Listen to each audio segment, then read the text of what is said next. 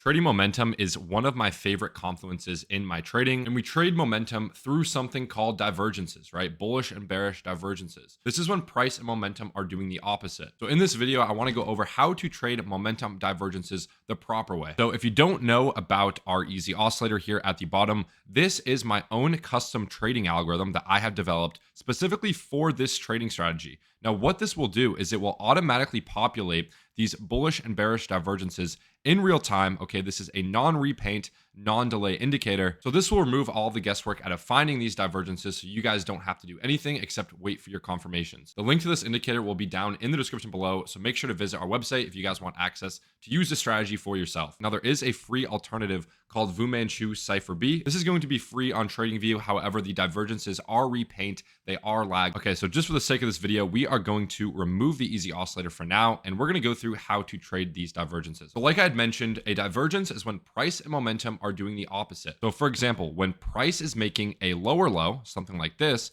and momentum is making a higher low, something like this would be considered a bullish divergence, meaning momentum is increasing to the upside as price is making that lower low. And obviously the opposite will be true for a bearish divergence, right? So when price is making a higher high, as momentum is making a higher low, this would be called a bearish divergence, right? Price is going up, but momentum is going down. So we can expect for price to continue the trend to the downside once seeing this bearish divergence. Now, there's a few steps that we have to follow to ensure that we're trading these properly. Okay, number one is having a bias for the day. Now, people overcomplicate what this means. You should know whether you're in an uptrend or downtrend, okay? Is price continuously breaking structure? Are the EMAs curling to the upside? Very, very simple stuff, right? So for example, on Bitcoin right now, we are in an uptrend. We are making higher highs and higher lows. Now, if you are in a ranging market, this strategy can also work. You just want to be making sure that you're longing at the range lows or in discount and shorting at the range highs or in premium. Okay, and number two, right? You can't just take every single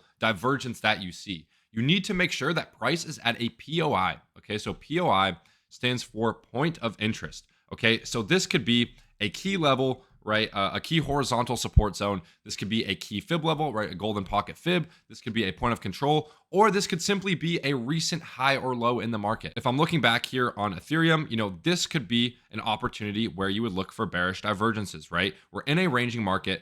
As price comes up to sweep this high, we see that price then closes below. So this would be a valid opportunity to look for bearish divergences. Okay, same thing down here for a long, right? We're at this previous structure low all the way down here. This is where you want to look for bullish divergences, right? To continue the trend back to the upside. So again, a POI could be a key support level. It can be a key fib level. It could be an order block. It really doesn't matter what trading strategy you're using, whether you're using retail methods, whether you're using ICT, SMC, including divergences is a great way to increase your probability of the trade going your way. Okay, and number three, I would argue that this is the most important factor to trading divergences the right way that most of you guys probably haven't heard. And I'll actually draw this out for you as well as show you guys some real-time examples of what this means. But you want to look for a liquidity grab into that divergence, right? So what the hell does this mean? Well, let's say, we have our POI. Okay, let's pretend that this is a higher time frame order block, a higher time frame key level, maybe a fib level, right? So as price is coming down into this level,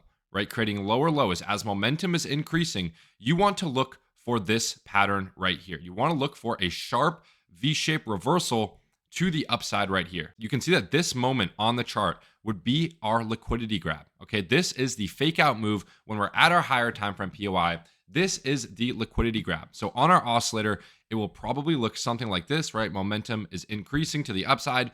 And then finally right here, from this point here to this point here, we see a very clear bullish divergence, right? That's telling us that this move right here was just manipulation, was just a fake out, and that we will reverse the trend to the upside from that point. Again, let me make this a little bit more clear as what exactly you want to see. Right, you want to see a sharp move down and then an instant reversal, right? An instant reversal there. That is going to be the liquidity grab. And again, on your oscillator, it will look something like this, right? Momentum is increasing as we do that liquidity grab. And for final confirmation, we want to make sure that price closes above that previous low. We want to see price close below this level or wick this level and then close above this low as momentum is increasing to the upside. And as a final piece of confluence, the icing on the cake here is going to be an inverse fair value gap. If you see this move right here on my chart, okay, we're at a higher time frame level, maybe a previous structure low, our bias is long for the day. Whenever you see this move here, where you have one low followed by a sharp move down into a reclaim with bullish divs and an inverse fair value gap right here, this is going to be an A plus setup here whenever you see a move like this. Now, what is an inverse fair value gap, you might be asking? I highly recommend watching a video on what fair value gaps are in the first place. But all an inverse fair value gap is a candle pattern of 3 candles, right? You have one candle, you have 2 candles right here, and then you have 3 candles right here, right? This gap between the first and the third candle is going to be called a fair value gap. What we want to see, okay, for this entry model is not to take shorts off of this bearish fair value gap. That's what most retail traders think, right? They see a fair value gap, they want to take a trade off of it. We actually want to do the opposite, okay? We want to stop out retail, and we want to see these candles reverse, right? One big candle, 1 or 2 big candles reversing, closing above that gap. And this right here, right, this whole move, let me move this out of the way, this whole move right here is going to be this. You have your move down here, sweeping the previous low, which is right here. Okay, this is your previous low, and then a V-shaped reversal up, which is this move right here, creating that inverse fair value gap. And you would enter on the inversion of that fair value gap, right? Something like this. Okay, this would be your long trigger, and you'd be targeting external liquidity. So obviously on this diagram right here, your entry would be right here, stop loss below that inverse fair value gap, targeting higher prices. Okay, now we're gonna load in our oscillator, and I'll show you guys some real-time examples.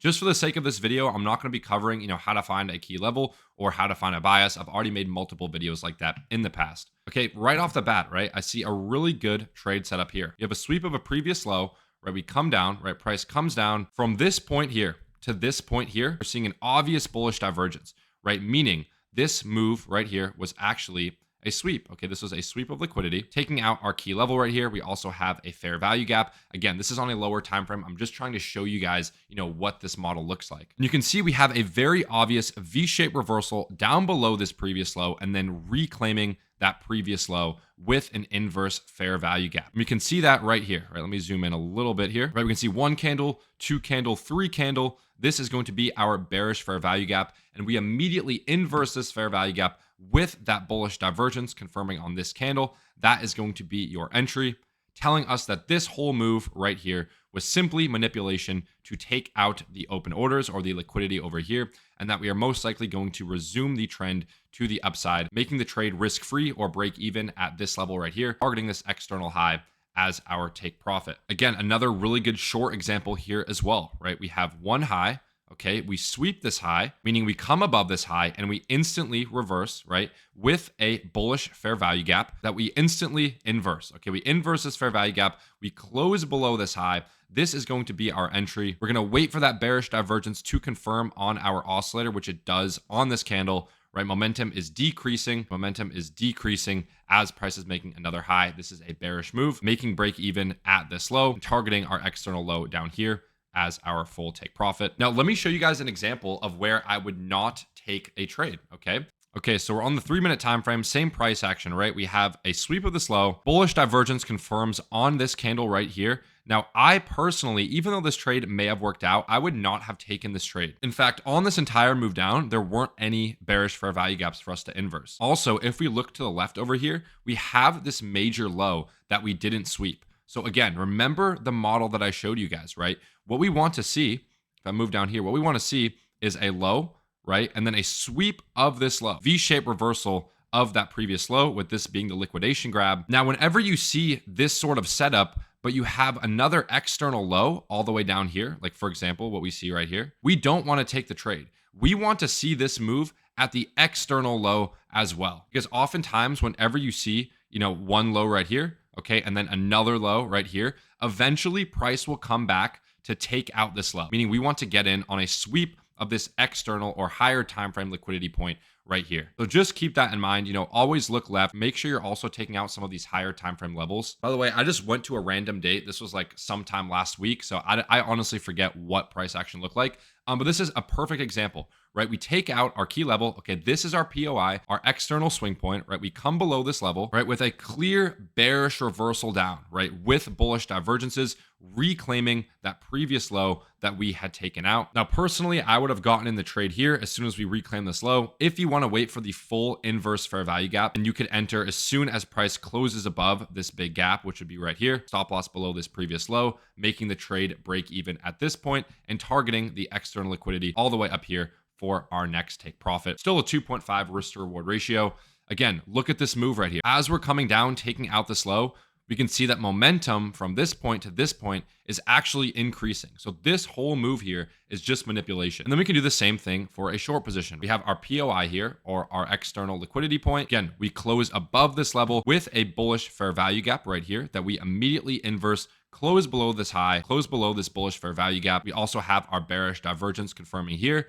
So what this means, again, is that from this high to this high, momentum is actually increasing. And because we had taken out the external liquidity or the higher time frame swing point, that verifies that this move right here is just manipulation. We can enter the short position, making the trade break even at this level, targeting the external liquidity, which is in this case all the way back down here. So this was a really good risk to reward ratio, right?